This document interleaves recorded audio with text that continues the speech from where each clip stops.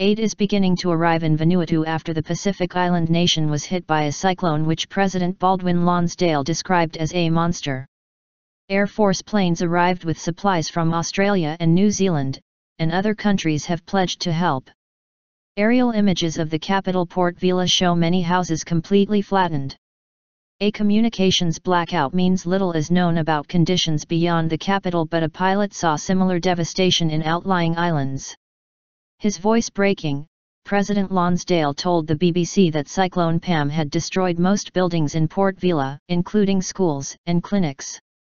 A state of emergency has been declared in the tiny state of 267,000 people, spread over 65 islands.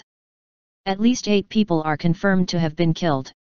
However, it is feared the toll will rise sharply as rescuers reach outlying islands in the impoverished country.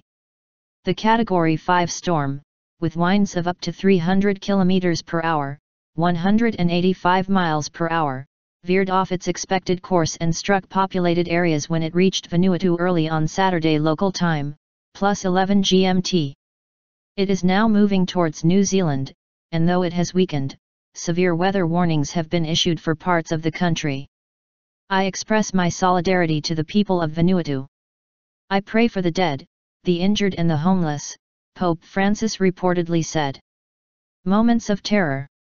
Port Vila's airport was damaged in the cyclone and was closed to commercial flights until Monday, but the first planes carrying aid supplies were able to land on Sunday, Paulo Malatu, coordinator for the National Disaster Management Office, told AP news agency. He said officials were planning to fly out to outlying islands on Monday to assess the damage. The UK, France, UN, and European Union have also promised help. The wind was so strong that the shutters of the window broke off and the glass windows smashed on the floor, allowing the rain to pour in, a Port Vila resident identified as Jaylene told AP. The family shop was completely destroyed. President Lonsdale was on Sunday said to be trying to return home from a disaster risk conference he had been attending in Japan when the cyclone hit.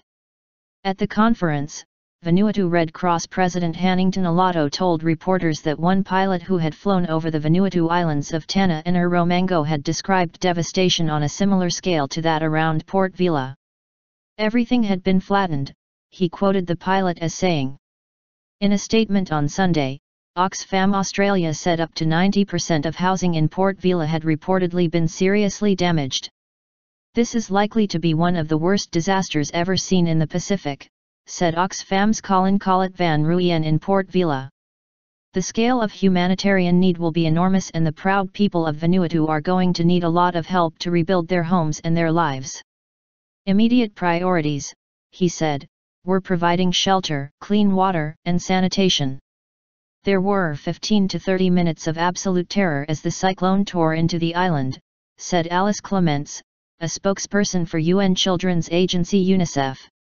A UN disaster assessment team is due to arrive in Vanuatu in the coming hours. It's devastation out there, said Karina Smith, a British doctor on holiday in Vanuatu at the time the cyclone struck. Buildings, trees, power lines are down. Water isn't running clean from taps anymore, so there's a concern about contamination, she told the BBC. I've been up at the hospital on Sunday and Saturday and there's severe damage to the hospital, which is the capital city hospital and a referral hospital for all the archipelago of islands. It's lost most of its roof and it's flooded. President Lonsdale earlier made an impassioned plea for international help. I am speaking to you today with a heart that is so heavy, he said. I stand to appeal on behalf of the government and the people to give a helping hand in this disaster. Unconfirmed reports on Saturday said 44 people had died in Pinama province in the northeast of Vanuatu, according to the UN's Office for the Coordination for Humanitarian Assistance, UNOCHA. Pam had already caused major damage on other Pacific islands, including Kiribati and the Solomon Islands.